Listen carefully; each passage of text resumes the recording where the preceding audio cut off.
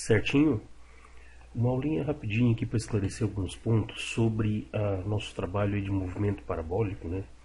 Movimento parabólico, movimento oblíquo, movimento combinado, tem várias denominações aí.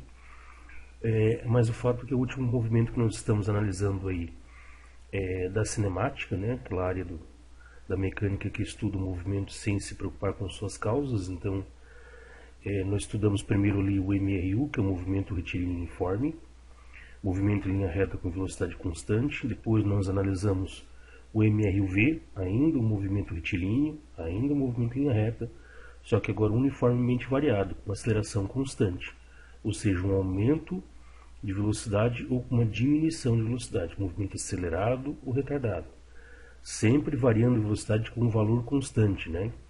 2, 4, 6, 8, né? Ou 10, 8, 6, sempre diminuindo de algum valor fixo, tá? E nós tínhamos as equações lá do MRV, né? Que permitia determinar ali a posição final, S, né? A velocidade, depois conjugando lá duas, nós tínhamos a equação de Torricelli. Então a gente tinha três equações para analisar o MRV, o movimento retilíneo uniformemente variado. Só que as equações também valem inclusive para o movimento circular, tá? O último movimento que nós analisamos aí para fechar a cinemática, então, é o movimento parabólico, né? Por que parabólico? Porque a trajetória descrita pelo corpo é uma parábola, né? É como se fosse uma concha com a boca virada para baixo, né? Então a gente chama essa figura aí de parábola, né? Então eu vou carregar aqui. Interessante no movimento parabólico, né? Só frisando que ele tem então são dois tipos de movimentos combinados, o movimento uniforme, né? E o movimento uniformemente variado. Então esse movimento que forma uma parábola com a boca virada para baixo, né? O corpo se desloca na horizontal com velocidade constante, e na vertical a velocidade varia, ou seja, ele sobe perdendo velocidade até uma altura máxima, e desta altura máxima ele começa a cair ganhando velocidade. Tudo isso sendo jogado para o lado, para a horizontal, né? Então não é simplesmente um lançamento vertical para cima seguido de uma queda livre na volta. É como se fosse esses dois, só que arrastado para o lado, né? Tem um deslocamento, tem uma velocidade horizontal. E essa velocidade horizontal é sempre constante. Então sobe perdendo velocidade, desce ganhando velocidade, horizontalmente se desloca com velocidade constante. Ou seja, então na vertical, no eixo X, nós temos aí um movimento variado com perda de velocidade na subida, ganho de velocidade na descida. E no eixo X, na horizontal, nós temos um movimento uniforme com velocidade constante, tá? É o Vx. Então, só para dar uma relembrada nas formuletinhas que nós vimos aqui, eu tenho aqui um canhãozinho que, quando ele estoura, né, esse projétil, né, a bolinha, né, sai do canhão. Um exemplo, né, a gente exemplificou lá com a bola, né, que sai do pé do jogador de futebol lá, quando ele dá um coice na bola, joga para frente, tá? Desculpa. Mas aqui nós temos um canhãozinho que ele tem uma inclinação θ em relação à horizontal. Ele sai com uma velocidade que eu chamo de V0, ou seja, a velocidade inicial de lançamento, a velocidade com que ele começa a executar o movimento. Por se tratar de um movimento com ângulo, parte dessa velocidade inicial que vai contribuir para que ele tenha uma velocidade horizontal, que eu vou chamar de V0x. Observe que tem uma flechinha em cima, isso aqui é um vetor. Iniciando dinâmica, a gente vai fazer uma rápida abordagem sobre vetores, tá? E essa velocidade com que ele sai do canhão também tem uma contribuição vertical, né? Então, a velocidade com que ele sai do canhão faz ele subir e ao mesmo tempo se projetar horizontalmente, faz ele correr pelo eixo X e faz ele correr pelo eixo Y. Combinando esses dois movimentos é que dá a parábola. Então, né? Então aqui já está um pouquinho mais para frente, Vy já está diminuindo, V0y é a velocidade inicial com que ele começa a subir, V0x é a velocidade inicial com que ele começa a correr pela horizontal. Só que na horizontal não muda, lembra? Não muda, é uniforme. Então Vx é igual a V0x aqui. Tá? E verticalmente, ele começa nesse trechinho aqui a perder velocidade. Ó, foi lançado, está no meio do caminho, chegou na altura máxima, aqui ele não sobe mais. Velocidade vertical zero, zerou, ele não se desloca mais para cima. Tá? Mas, na horizontal, ele ainda tem velocidade, tá vendo? Ó, a mesma flecha apontando para a direita aqui, significa que ele tem velocidade horizontal, inclusive ela não mudou. Tá? Agora ele está descendo, ó, o VY virou para baixo, velocidade vertical virou para baixo, né? E essa velocidade está aumentando até ele se chocar lá, né, na altura zero, mais ou menos, né? Vamos supor que a bola sai do fundo do canhão, então está valendo. Tá? Eis aqui a trajetória parabólica, então esse pontilhadinho aqui é a minha trajetória chamada parabólica, e o movimento é oblíquo, né? O que é oblíquo? Oblíquo é 90 graus praticamente, né? É ortogonal. Então nós temos MR, movimento uniformemente variado na vertical, ortogonalmente 90 graus a gente tem movimento uniforme. Tá? Por isso que essas duas flechas estão a 90 graus aqui. No eixo X essa velocidade é constante, no eixo Y a velocidade é variável. Tá? Então basicamente esse é o panorama do movimento combinado, oblíquo ou parabólico. Tá? Importante, duas coisas que a gente sempre analisa, que a gente sempre calcula sobre esse movimento, na grande maioria dos casos, né? Esse movimento então é relativamente fácil de trabalhar, mas pode se complicar quanto queira. Então, assim, com qualquer coisa, né? Qualquer probleminha aí, tá? Nós temos então dois elementos importantes, a altura máxima, que eu chamo aqui de Hmax, tá? A gente chama a altura na física de H, geralmente, né? Tá? E esse X aqui embaixo, tá vendo? Ó? Esse aqui é meu alcance, ou seja, a distância horizontal que o meu projeto alcança. Tá? Muitas vezes a finalidade de você lançar obliquamente alguma coisa, você lançar, fazer esse lançamento parabólico de um corpo, é fazer com que ele ganhe grande alcance. Né? Se for um lançamento rasteiro, pensa lá, né, no jogo de futebol. Se a bola for lançada rasteirinha, pode pegar no pé do adversário. Então, quando a gente joga para cima, para que ele ganhe altura e distância, é para que ele chegue mais longe, contornando os obstáculos que estão embaixo. Então, né, tem essa finalidade aí. Tá? Então, a altura máxima que ele vai atingir e o alcance depende de alguns elementos. Depende do ângulo de inclinação e da velocidade inicial. Essa velocidade inicial vai influenciar na velocidade de subida inicial e na velocidade de deslocamento horizontal. Tá? Então, alcance e altura máxima depende do ângulo de lançamento e da velocidade com que o projétil inicia seu movimento parabólico. Tá? Então, nós temos algumas formuletinhas. Para determinar aqui a altura máxima, a gente tem essa... Né? Não vou deduzir de onde que saem essas alturas, se bem que a dedução é fácil. A dedução dessas fórmulas, a maioria delas é tudo baseada no fato em que na altura máxima a velocidade y é zero, mas não vamos fazer essa dedução, mas está aqui a nossa formulazinha. Tá? A altura máxima é velocidade inicial ao quadrado vezes seno θ ao quadrado. Seno θ o θ é esse ângulo aqui, né? O seno θ me daria aqui o VY, né? Então, trigonometricamente falando, seno θ V0 seno θ me daria aqui o VY. Esse ângulo ele é sempre fornecido no probleminha, então sempre, né, a gente vai ter disponível esse ângulo de lançamento. E o seno θ também. Né? Você pode botar lá na calculadora científica sin θ. Por exemplo, se for um θ de 30 graus, você digita lá, você aperta lá os botãozinhos lá, sin 30 graus, vai dar lá, né, seu 0,5, 0,86, não lembro agora, fugiu da... Tá? Então, o seno θ não é nada que vai te preocupar, visto que vai ser sempre o valor fornecido nesse tipo de problema. Tá? Se não for fornecido, você vai lá na calculadora, ou do celular, ou do computador, na calculadora científica, aperta lá, digita 30 graus e aperta o botãozinho SIM. Tá? Lá em cima, no painelzinho superior de uma calculadora científica, tem um botãozinho que está escrito SIM, SIM de seno. Verifica também se não é segunda função, se não tem que apertar Shift primeiro. tá? Mas vai estar lá, tá bom? Então, seno θ, seno 30 graus e seno 40 graus, seno 30 graus, estou falando em 30 porque eu acho que foi 30 que eu botei lá no nosso trabalho, tá?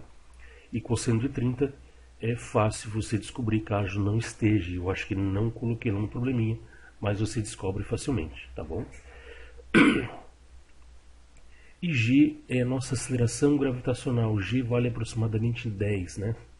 É 9,8 algumas coisinhas aí, né? A gente vai daqui a pouco entrar em força-peso aí, a gente vai descobrir o que é exatamente esse G, né? Mas ele é um valor em torno sempre de 10, e a gente arredonda para 10 para tornar aí mais fácil as nossas análises, tá? Mas ele é 9,87 alguma coisa. Então tá aqui nossa formulazinha, é só substituir com muita calma e calcular. Sempre resolve em cima primeiro e divide pelo valor obtido embaixo depois. Outro elemento também importante para nós, né, é o tempo de movimento desse projétil que durante o seu voo até a altura zero novamente. Né?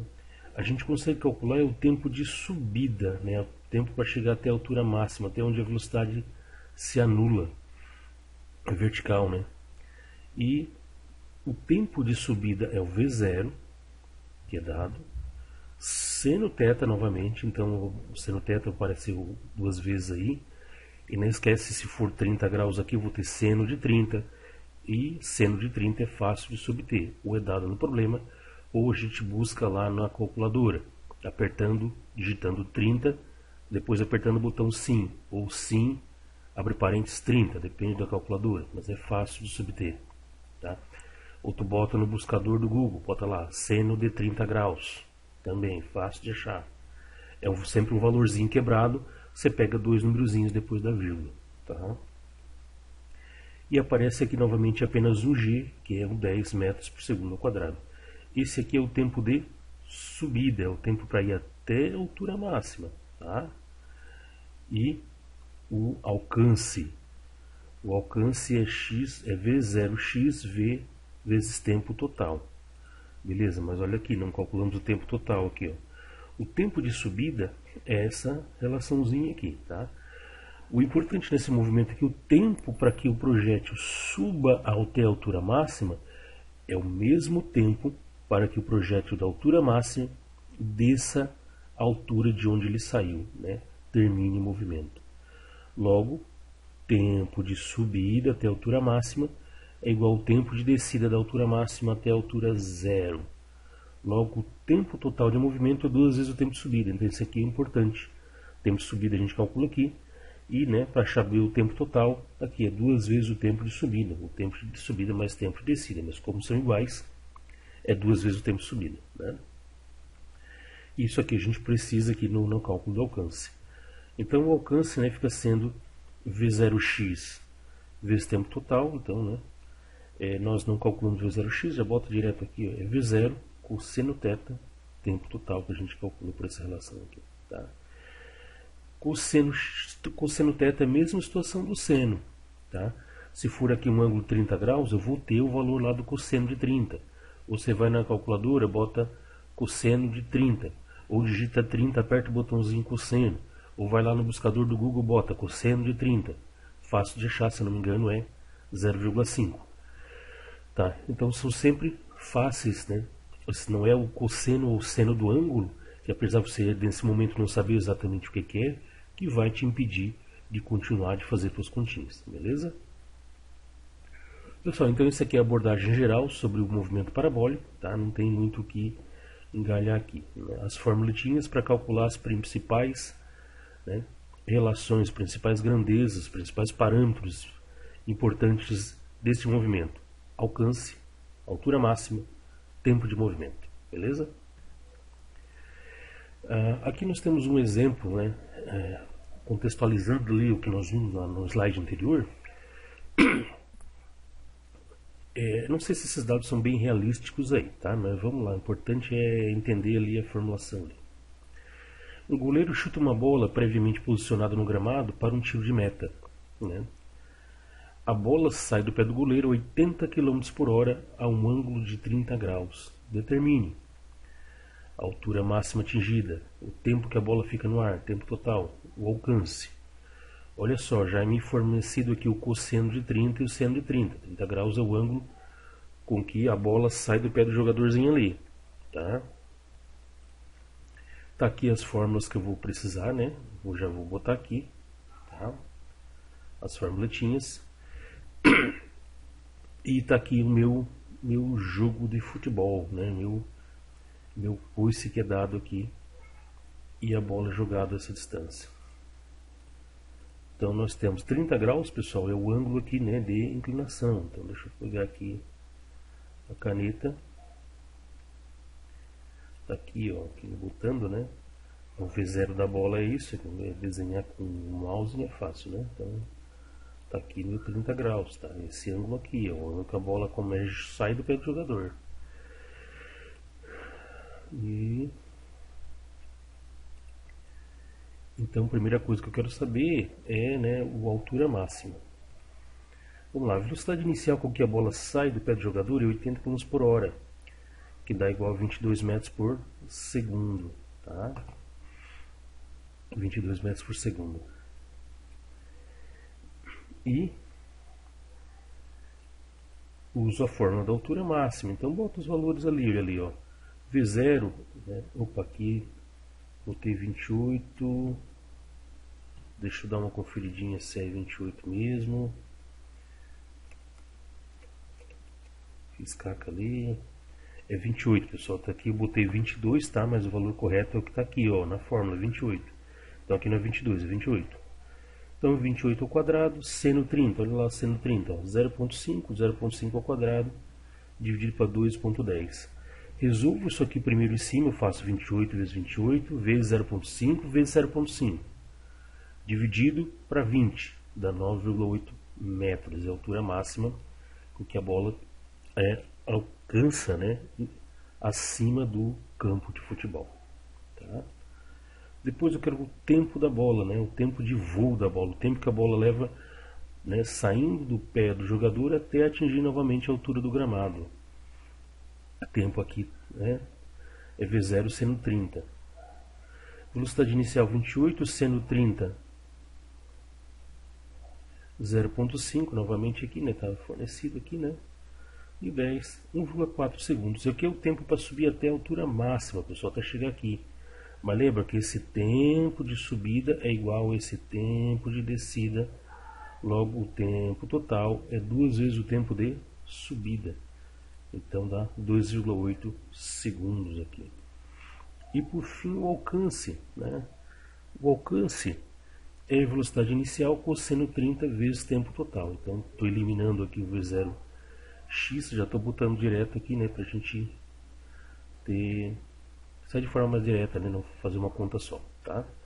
Então esse alcance aqui, esse x aqui, né? Algumas literaturas, alguns livros trazem como delta SX, né? Bota como x só, né? Então tá aqui o V0 28, o cosseno 30, olha só, cosseno 30 é 0,86. Então, no lugar aqui do cosseno 30, tu bota 0,86. E o tempo total, 2,8, que tu calculou aqui. Bota aqui. 67,42 metros. Bom, eram as 3 coisas que a gente tinha que calcular sobre este movimento. Então, né, não tem muito aí o que, né, o que se quebrar aí, né? Tá, pessoal? Então é uma análise bem simples. Daqui a pouco vai ter uma videoaulazinha ali sobre o uso do simulador e nosso trabalho bastante lúdico, bem legalzinho.